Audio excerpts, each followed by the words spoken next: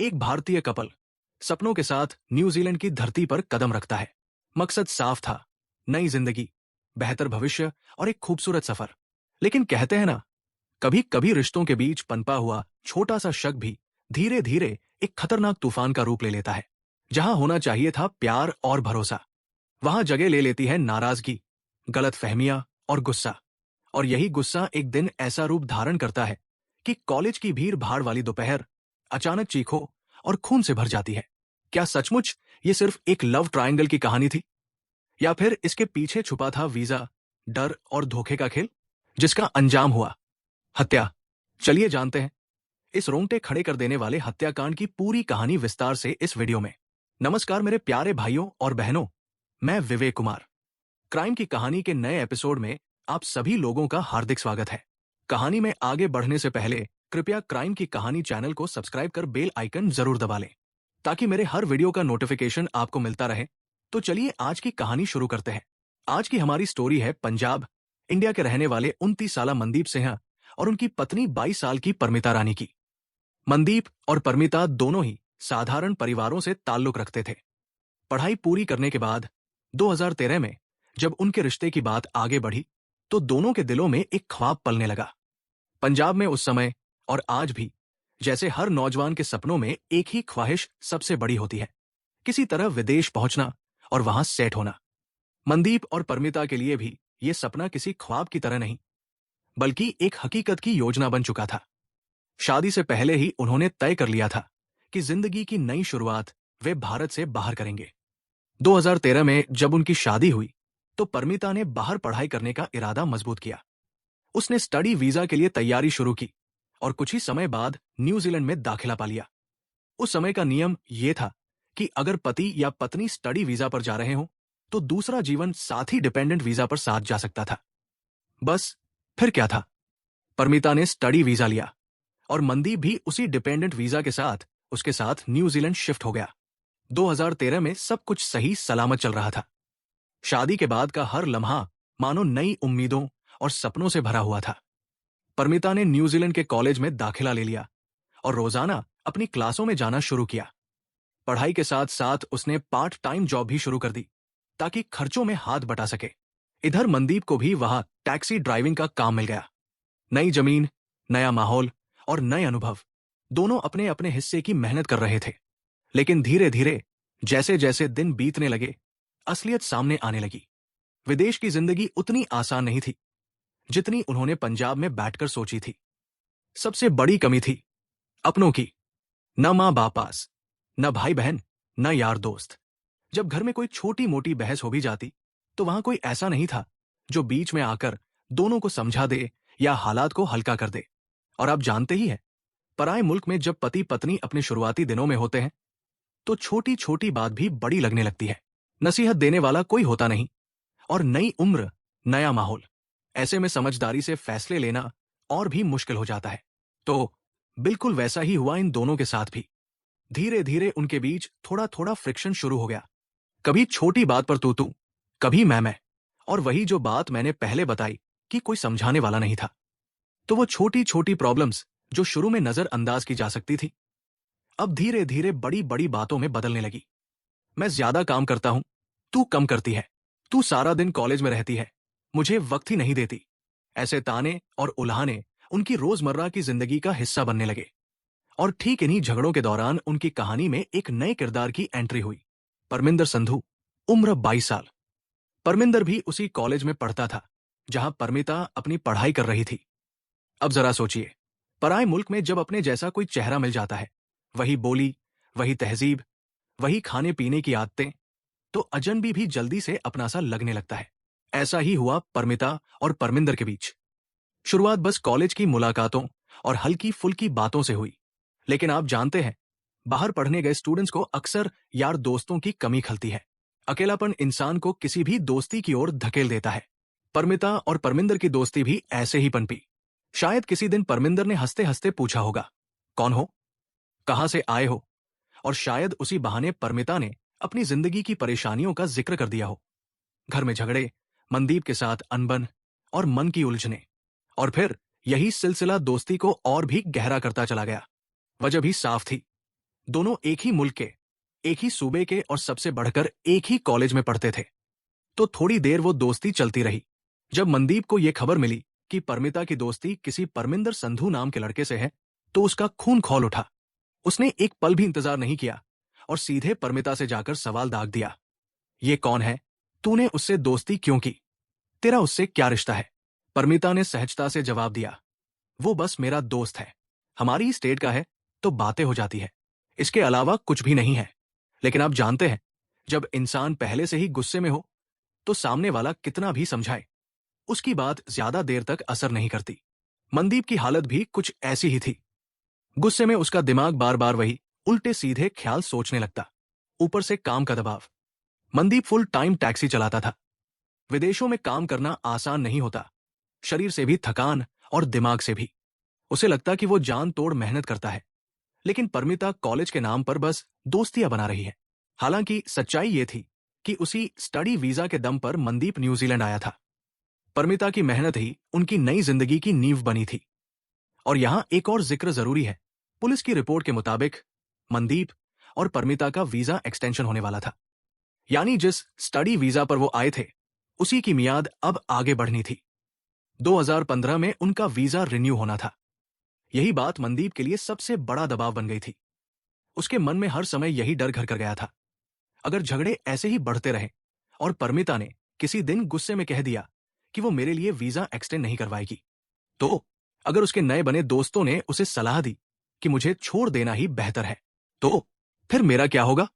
मैं तो इस देश में इल्लीगल हो जाऊंगा। ये ख्याल मनदीप को अंदर ही अंदर खाए जा रहा था। और फिर एक दिन वही हुआ, झगड़े का एक और तूफान। 2015 की वो रात उनकी जिंदगी का रुख बदलने वाली थी। घर में किसी छोटी सी बात पर कहासुनी शुरू हुई और धीरे धीरे आवाजें ऊंची हो गई। बहस इतनी बढ़ गई कि परमिता गुस्से से दरवाजा पटककर कॉलेज चली गई। मनदीप अकेला बैठा सोचता रहा। उसके दिमाग में वही डर घूमता रहा, वीजा, भविष्य और परमिता का उससे दूर हो जाना। कुछ घंटों बाद जब परमिता वापस आई तो फिर से वही मुद्दा छिड़ गया। दोनों के बीच बहस इतनी भड़क गई कि आखिरकार परमिता थककर हार मान गई और बोली, ठीक है, मैं अब तेरे साथ नहीं रहूंगी, क्योंकि रोज रोज के इस झगड़े से मैं परेशान हो चुकी हूं। प्लीज मुझे स्पेस दे दो, मैं नहीं तुम्हारे साथ रहना चाहती। उस दिन जब घर में बड़ा झगड़ा हुआ तो परमिता ने एक अहम फैसला ले लिया। उसने सामान उठाया और सीधा उस जगह चली गई जहां परमिंदर रह रहा था। उसने सोचा, कम से कम एक दोस्त के पास रहूंगी। मनदीप के पास तो अब और दम नहीं बचा। शायद परमिंदर ने भी उसे समझाया हो, अगर तू इतनी परेशान है तो क्यों न इसे खत्म कर दे, तलाक ले ले, नई जिंदगी शुरू कर। यानी अब हालात पूरी तरह गड़बड़ा चुके थे। रिश्ते का वो धागा जिसे कभी दोनों ने बड़े अरमान से बांधा था, अब टूटने की कगार पर खड़ा था। लेकिन उधर मनदीप, उसके दिल में जो गुस्सा और जो डर भर चुका था, उसका अंदाजा लगाना आसान नहीं था। वो बार बार यही सोचता, अब परमिता कभी वापस नहीं आएगी, वो तो परमिंदर के पास ही रहेगी, उससे शादी कर लेगी। और मेरा क्या? मेरा वीजा, मेरा भविष्य, सब खत्म हो जाएगा। उसका गुस्सा सातवें आसमान पर था। उसका डर, उसका अहंकार, उसकी निराशा, सब मिलकर उसे अंधेरे रास्ते की ओर धकेल रहे थे। और फिर जिस दिन परमिता ने उसे छोड़कर परमिंदर के पास जाना चुना, उसके अगले ही दिन मनदीप ने एक खतरनाक कदम उठा लिया। काम पर जाने की बजाय वो सीधा शराब खाने पहुंच गया। घंटों तक बियर और ड्रिंक में अपना गम डुबोता रहा। और जब नशा सिर चढ़ गया तो वो एक स्टोर में घुसा और वहां से खरीदे दो धारदार चाकू। दोनों चाकू उसने अपने पास रख लिए, जैसे कोई बड़ा फैसला करने जा रहा हो। अगले दिन सुबह मनदीप ने कोई और रास्ता नहीं चुना। हाथ में वही दो चाकू लेकर सीधा परमिता के कॉलेज पहुंच गया। पहुंचते ही उसने सबसे पहले जानकारी ली, परमिता कहाँ है, उसकी क्लास कब खत्म होगी। उसे बताया गया कि आज उसका लास्ट एग्जाम चल रहा है और बाहर आने में थोड़ा वक्त लगेगा। मनदीप का दिल तेजी से धड़क रहा था, लेकिन चेहरे पर एक अजीब सी ठंडक थी, जैसे उसने मन ही मन कोई बड़ा फैसला कर लिया हो। वो बाहर कैंपस की एक बेंच पर जाकर बैठ गया। चाकू उसकी जेब में थे और उसकी आंखें कॉलेज के गेट पर टिकी हुई। वक्त जैसे रुक सा गया था। और फिर वही पल आया। क्लास खत्म हुई। बच्चे ग्रुप बनाकर हंसी मजाक करते हुए बाहर निकलने लगे। उनके बीच परमिता भी थी। उसकी आंखें जैसे ही मनदीप पर पड़ी, दोनों के बीच एक ठहराव सा आ गया। लेकिन इससे पहले कि परमिता कुछ कह पाती, मनदीप ने बिना कोई चेतावनी दिए जेब से चाकू निकाले और उस पर टूट पड़ा। पहला वार सीधा उसकी गर्दन पर, दूसरा वार पेट पर, और फिर लगातार कई बार, जैसे उसके अंदर जमा हुआ सारा गुस्सा, सारा डर, सारा दर्द एक एक वार में निकल रहा हो। परमिता चीख भी न पाई। कुछ ही सेकंड में वो फ्लोर पर गिर पड़ी, लहूलुहान। कैंपस में भगदड़ मच गई। छात्र छात्राएं चीखने लगे, क्या हो गया, क्या कर रहा है ये? हर ओर अफरा तफरी फैल गई। और तभी परमिता के पीछे पीछे बाहर निकल रहा परमिंदर भी इस खौफनाक मंजर का गवाह बन गया। परमिंदर ने जैसे ही देखा कि मनदीप अपनी ही पत्नी को बेरहमी से चाकुओं से गोद रहा है, उसका खून खौल उठा। वो भागा और पूरी ताकत से मनदीप का हाथ पकड़कर उसे पीछे धकेल दिया। मनदीप बेकाबू होकर कुछ दूर जाकर गिर पड़ा। परमिंदर ने सोचा, पहले परमिता को देखना जरूरी है, शायद उसकी सांसें अभी बाकी हों।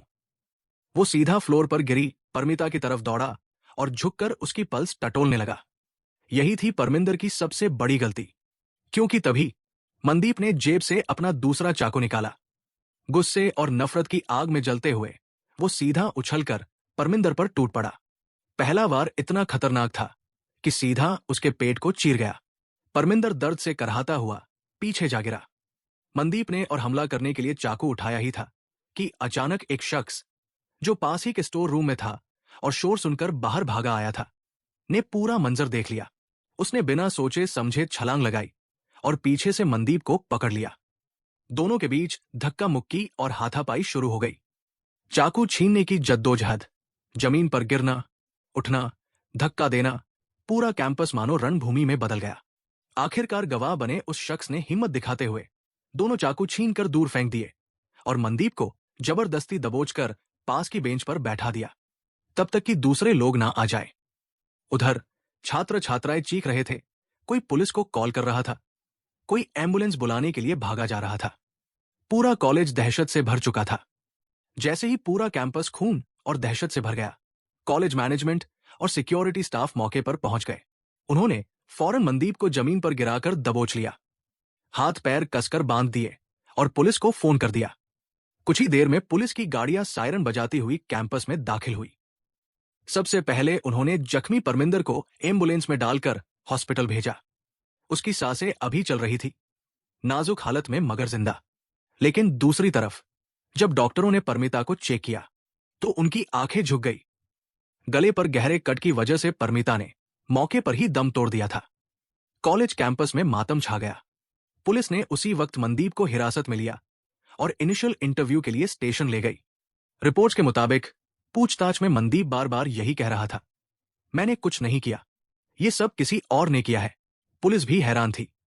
जिस वारदात को पूरे कॉलेज ने अपनी आंखों से देखा, जिस आरोपी को चाकुओं के साथ रंगे हाथ पकड़ा गया, वही शख्स अब इंकार कर रहा था।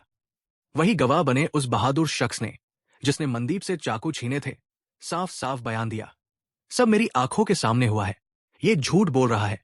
पुलिस ने शांत स्वर में कहा, कोई बात नहीं, सबूत खुद बोलेंगे। मनदीप को लॉकअप में डाल दिया गया और शुरू हुई असली जांच। सीसीटीवी कैमरों की फुटेज निकाली गई। उसमें साफ दिखा कैसे मनदीप उस दिन शराब पीकर निकला, कैसे उसने स्टोर से 2 चाकू खरीदे और कैसे कॉलेज कैंपस में बेंच पर बैठा परमिता का इंतजार करता रहा। पूरी की पूरी कहानी पुलिस ने सीसीटीवी फुटेज और गवाहों के बयान से एक जगह कंपाइल कर ली। जब सारे सबूत अदालत में पेश किए गए और पहली हियरिंग शुरू हुई तो मनदीप ने शुरुआत में वही पुरानी बात दोहराई, मैंने कुछ नहीं किया। लेकिन आप जानते हैं, ऐसे केसों में डिफेंस वकील भी अपने क्लाइंट को सच समझाते हैं। मनदीप के वकील ने भी साफ शब्दों में कहा, देखो, सबूतों का पहाड़ तुम्हारे खिलाफ है, सीसीटीवी, गवाह, मेडिकल रिपोर्ट, सब कुछ। अगर तुम झूठ बोलते रहोगे तो सजा और भी कठोर होगी। बेहतर है सच बता दो। ये सुनकर मनदीप ने अदालत में बयान बदला। उसने जज से कहा, मुझे उकसाया गया था। मेरी वाइफ परमिता, जो इंडिया से शादी करके मेरे साथ आई थी, उसका उस लड़के परमिंदर के साथ सिर्फ दोस्ती नहीं थी, वो उसके साथ रहना चाहती थी, उससे शादी करना चाहती थी। इसी वजह से उसने मेरे वीजा के रिन्यू होने से पहले पहले मुझे जानबूझकर गुस्से में धकेला, ताकि मैं कोई गलत कदम उठाऊं और पुलिस मुझे पकड़ ले। ये सब एक साजिश थी। मनदीप की आवाज अदालत में गूंज रही थी, मानो वो खुद को बेगुनाह साबित करना चाहता हो। लेकिन जज ने उसकी दलीलें ध्यान से सुनी और फिर सख्ती से कहा, नहीं, ये तर्क मैं नहीं मानता। तुम्हारा कहना कि सब साजिश थी, ये साबित नहीं होता। इसके उलट सबूत बताते हैं कि तुमने पहले उस दिन शराब पी थी, फिर चाकू खरीदे और प्लान बनाकर कॉलेज पहुंचे। लेकिन जो जज था, जज ने उसी समय मनदीप को यह बताया कि नहीं, ये मैं आर्ग्यू आपका नहीं मानता, क्योंकि आपने पहले उस दिन जाके बियर पी है। जज ने बेहद ठंडे और सख्त लहजे में सारी घटनाओं को एक एक कर दोहराया। तुमने पहले अपने मन में फैसला लिया, फिर 2 चाकू खरीदे, उन चाकुओं को लेकर सीधे कॉलेज पहुंचे। तुम्हें बताया गया कि लड़की का एग्जाम चल रहा है, तो तुमने धैर्य से बाहर बैठकर इंतजार किया, और जैसे ही वो बाहर आई, तुमने उस पर बेरमी से हमला कर दिया। ये सब दर्शाता है कि तुम्हारा इरादा पहले से तय था, प्लानिंग करके हत्या करने का इरादा। इसके बाद अदालत का फैसला सुनाया गया। मनदीप को मर्डर और अटेम्प्ट टू मर्डर दोनों मामलों में दोषी करार दिया गया। उस पर लाइफ इम्प्रिजनमेंट, आजीवन कारावास की सजा सुनाई गई। जज ने साफ कहा, तुम्हें न्यूनतम सजा पूरी करनी ही होगी। इसके बाद तुम्हें भारत डिपोर्ट कर दिया जाएगा। परोल की जो तारीख तय होगी, उसके बाद ही डिपोर्टेशन संभव है। इस सजा के ऐलान के बाद न सिर्फ अदालत में मौजूद लोग हिल गए, बल्कि पूरी इंडियन कम्युनिटी में तूफान सा मच गया। न्यूज चैनलों और अखबारों की सुर्खियां यही थी। पंजाब से आया युवा कपल, न्यूजीलैंड में हुआ खूनी अंजाम। भारतीय समाज में गुस्सा, हैरानी और अफसोस का माहौल था। लोग आपस में यही चर्चा कर रहे थे, क्यों, आखिर क्यों एक यंग कपल जो अपने सपनों पर लाखों रुपए खर्च कर विदेश आया था, अपनी जिंदगी बनाने के लिए आया था, वो सब एक गलत फहमी, शक और कंट्रोल करने की जिद के चलते इस अंजाम तक पहुंच गया। विदेशों में रहने वाले कपल्स के लिए ये कहानी एक बड़ा सबक छोड़ जाती है। हमारे यहां भारत में अगर पति पत्नी में झगड़ा हो भी जाए तो परिवार, रिश्तेदार, दोस्त सब बीच बचाव कर देते हैं। कोई ना कोई समझा बुझा कर हालात संभाल लेता है। लेकिन बाहर की कंट्रीज में वहां ये सहारा नहीं होता। न माँ बाप, न भाई बहन, न करीबी यार दोस्त। ऐसे में जब गुस्सा सर चढ़कर बोलता है तो कोई रोकने वाला नहीं होता, और यही सबसे बड़ा खतरा है। मनदीप के नजरिए से देखे तो उसका डर साफ था, वीजा खत्म हो जाएगा, पत्नी तलाक दे देगी और किसी और के साथ रहने लगेगी। परमिता और परमिंदर की तरफ से देखें तो उनके अनुसार सब सिर्फ दोस्ती थी। परमिता बस दिल का बोझ हल्का करने के लिए परमिंदर से बात करती थी, यानी दोनों अपनी अपनी जगह पर खुद को सही मान रहे थे। लेकिन असली गलती वहां हुई जब मनदीप ने हालात को संभालने की बजाय एक चरम कदम उठाने का फैसला किया। और सच यही है, किसी भी हालात में, किसी भी रिश्ते में इंसान को यह हक नहीं कि वो किसी की जान ले ले। झगड़े हों, रिश्ते टूटें, तलाक तक की नौबत आ जाए, फिर भी रास्ता हमेशा यही होना चाहिए कि एक्सेप्ट करो और मूव ऑन हो जाओ। लेकिन मनदीप ने वो रास्ता नहीं चुना। उसने गलत रास्ता चुना, वो रास्ता जिसने न सिर्फ उसकी पत्नी परमिता की जान ली, बल्कि उसकी अपनी जिंदगी को भी तबाह कर दिया। आज की कहानी बस यही तक। अब बारी कमेंट पढ़ने की है। ममता सिंह मैम ने कमेंट किया है, सब लड़कियां एक जैसी नहीं होती। मैम बिल्कुल सही कहा, हर किसी की अपनी अलग पहचान होती है। मैम आपके सपोर्ट और प्यार के लिए दिल से धन्यवाद। मीरा राय मैम ने कमेंट किया है, मैम आपके सपोर्ट और प्यार के लिए दिल से धन्यवाद। श्रेया वसानी जी ने कमेंट किया है, good afternoon sir. Good afternoon Shreya ji, आपके सपोर्ट और प्यार के लिए दिल से धन्यवाद। संजना मुखर्जी मैम ने कमेंट किया है, क्राइम करने से पहले लोग क्यों नहीं सोचते कि वे पकड़े जाएंगे, क्यों नहीं समझते कि अपराध कभी छुपता नहीं। मैम, क्योंकि उस पल गुस्सा, लालच या अंधा विश्वास दिमाग पर हावी हो जाता है। इंसान सोचता है कि वो बच जाएगा, लेकिन सच यही है कि अपराध का सच ज्यादा देर तक छुप नहीं सकता। मैम आपके सपोर्ट और प्यार के लिए दिल से धन्यवाद। रीता छेत्री मैम ने कमेंट किया है, मैम आपके सपोर्ट और प्यार के लिए दिल से धन्यवाद। सुषमा शाह जी ने कमेंट किया है, देखने में सुंदर और सरकारी नौकरी वाला पति क्यों पसंद नहीं आया। मैम सरकारी नौकरी और सुंदरता तो अच्छी बात है, लेकिन साथ ही दिल और दिमाग भी मैच होना चाहिए ना। मैम आपके सपोर्ट के लिए दिल से धन्यवाद। रोशनी मेहरा जी ने कमेंट किया है, हेलो विवेक भाई, good afternoon. Good afternoon sister, आपके सपोर्ट के लिए दिल से धन्यवाद। माला कुमारी राय जी ने कमेंट किया है, सायरा को आरिफ से खुलकर बात करनी चाहिए थी, दोनों को सोच समझकर कदम उठाना चाहिए था, खामख्वाह एक जान चली गई। मैम बिल्कुल सही कहा, अगर दोनों ने धैर्य और समझदारी से बात की होती तो इतनी बड़ी नौबत ही नहीं आती। एक छोटी सी चुप्पी ने जिंदगी छीन ली। मैम आपके सपोर्ट के लिए दिल से धन्यवाद। जमुना अटलूरी जी ने कमेंट किया है, कैसी बदनसीब औरत है जिसने अपने ही हाथों से अपना सिंदूर मिटा दिया। जमुना अटलूरी फ्रॉम मुंबई। सर, औरत का सिंदूर ही उसकी पूरी दुनिया होता है।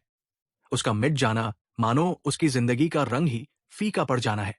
सर, आपके सपोर्ट और प्यार के लिए दिल से धन्यवाद। यास्मीन जी ने कमेंट किया है, सच कहते हैं लालच बुरी बला है। जिंदगी आसान करनी थी लेकिन जेल पहुंच गए, बेगुनाह लोगों की हत्या कर दी। मैम, बिल्कुल सही कहा आपने। लालच इंसान से उसका विवेक छीन लेता है, जिसकी वजह से वो अपना ही नहीं दूसरों का भी जीवन बर्बाद कर देता है। मैम, आपके सपोर्ट और प्यार के लिए दिल से धन्यवाद। चांदनी शाही जी ने कमेंट किया है, मैम, आपके सपोर्ट और प्यार के लिए दिल से धन्यवाद।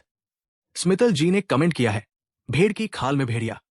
जो एक बार धोखा देता है उस पर दोबारा भरोसा करना जानलेवा साबित हो सकता है। मैम, बिल्कुल सही कहा। विश्वास टूटने के बाद उसी व्यक्ति पर दोबारा भरोसा करना समझदारी नहीं होती। मैम, आपके सपोर्ट और प्यार के लिए दिल से धन्यवाद। विवेक कुमार जी ने कमेंट किया है, सर, आपके सपोर्ट और प्यार के लिए दिल से धन्यवाद। मनोज प्रभाकर जी ने कमेंट किया है, brutal murder, don't believe on Nepali people और servant. Sir, please don't generalize और blame an entire group of people. If you mean to talk about a murder case, it's better to say brutal murder. Don't believe the servant. आपके support और प्यार के लिए दिल से धन्यवाद। समीनास जी ने कमेंट किया है, मैम, आपके सपोर्ट और प्यार के लिए दिल से धन्यवाद। करिश्मा मौर्य जी ने कमेंट किया है, भैया, आपकी पहली आवाज ही ठीक थी। मैम, आपके सपोर्ट और प्यार के लिए दिल से धन्यवाद। भारत सिंह बहडोरिया जी ने कमेंट किया है, पैसा ही लूटना था तो एटीएम तोड़फोड़ कर चोरी करता तो अच्छा था। किसी की जान लेना हिंदुस्तानी की आदत नहीं है। सर, बिल्कुल सही कहा आपने। पैसों के लिए किसी की जान लेना बहुत बड़ी गलत सोच है। चोरी भी अपराध है, लेकिन हत्या उससे कहीं बड़ा पाप है। सर, आपके सपोर्ट और प्यार के लिए दिल से धन्यवाद। जे राठौर जी ने कमेंट किया है, वेरी सैड स्टोरी। राठौर जी, गुड आफ्टरनून। आपके सपोर्ट और प्यार के लिए दिल से धन्यवाद। नूरानी तेजानी जी ने कमेंट किया है, प्लम्बर को क्यों बुलाया था। श्रीना जी ने रिप्लाई किया है, प्लम्बर को क्यों बुलाते हैं। मैम, प्लम्बर को इसलिए बुलाया गया था ताकि वो दरवाजा तोड़ सके। आप दोनों लोगों को आपके सपोर्ट और प्यार के लिए दिल से धन्यवाद। किरण चौरसिया जी ने कमेंट किया है, आपकी पहले वाली आवाज ही अच्छी थी। मैम, ठीक है, आपकी पसंद वही है तो मैं उसी आवाज में बोलूंगा। मैम, आपके सपोर्ट और प्यार के लिए दिल से धन्यवाद। डेविड कॉलनी जी ने कमेंट किया है, Nowadays, it's hard to get away with crime. There are cameras everywhere, private and government. Why do these stupid people think they can get away? They've forgotten it's 2025, not the 1970 or 1980s. There are eyes in every gully, neighborhood, road, and even inside houses. Why not just rob? Why was killing her necessary? I hope they get what they deserve. So you're absolutely right. With the level of surveillance today, it's shocking that people still think they can escape justice. Taking a life when robbery was the intent shows pure cruelty. I hope they're caught quickly and punished to the fullest extent. Sir, आप दोनों के comment के लिए दिल से धन्यवाद। अजहर सुल्ताना जी ने comment किया है, this case is rarest of the rare, so they deserve hanging. Sultana ji, आपके सपोर्ट और प्यार के लिए दिल से धन्यवाद। श्याम बहादुर गुप्ता सर ने कमेंट किया है, सर, आपके सपोर्ट और प्यार के लिए दिल से धन्यवाद। रवि कुमार जी ने कमेंट किया है, राधे राधे विवेक जी, राधे राधे सर, आपके सपोर्ट और प्यार के लिए दिल से धन्यवाद। मनी गाजरे जी ने कमेंट किया है, दुनिया में बहुत सारी चीजें खामखा ही होती है। मैम, सही कहा, कई बार समझ ही नहीं आता कि क्यों हो रहा है, बस होता चला जाता है। मैम, आपके सपोर्ट और प्यार के लिए दिल से धन्यवाद। लोकल कल्चर नाम के आईडी से कमेंट आया है, गुड जॉब भाई, आपके सपोर्ट और प्यार के लिए दिल से धन्यवाद। मेरे कुछ भाई और बहन ऐसे भी हैं जो डेली के लिसनर हैं, हर वीडियो को देखते हैं और कमेंट करते हैं, जैसे विनोद राजपूत जी, आशु लस्कर जी, जहीर डॉन जी, गणपत सिन्हा भाटी जी, जफर खान जी, गणेश सौद जी, राहुल जयकर जी और सभी भाई बहनों को शुक्रिया जो मेरे वीडियो को लाइक, शेयर और कमेंट करते हैं। आप लोग ऐसे ही अपना प्यार बनाए रखिए। मैं आप लोगों के लिए रोज नए वीडियो लाता रहूंगा। कहानी को लास्ट तक सुनने के लिए आपका धन्यवाद। इस कहानी के बारे में अपनी राय कमेंट करके जरूर बताइएगा और ऐसी ही अपराध की सच्ची कहानियों के लिए हमारे चैनल क्राइम की कहानी को सब्सक्राइब कर लीजिए। कहानी को लाइक और शेयर जरूर करें। धन्यवाद।